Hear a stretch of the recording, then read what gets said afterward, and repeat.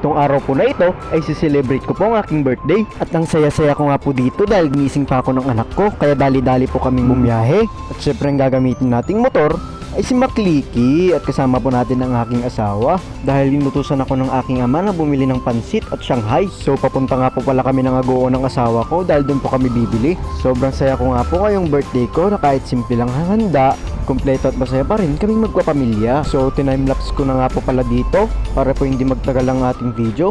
So habang bumabiyahe kami, napatingin ako sa bukid na sobrang ganda ang view.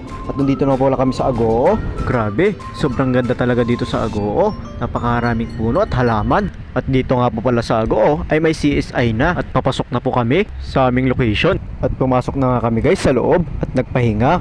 Dito, tinanong agad ang asawa ko kung ano yung bibilhin namin at o-orderin. At so yun nga guys, nabanggit ko na nung una, bumili kami ng pansit at Shanghai. At grabe, sobrang sarap nga po ng pansit at Shanghai nila dito.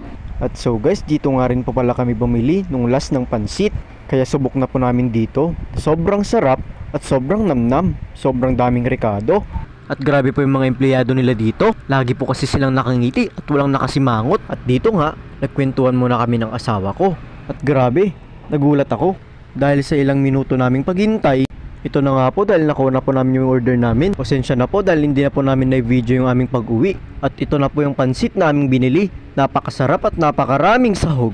At ito na nga po yung Shanghai guys. Grabe, napakasarap nito.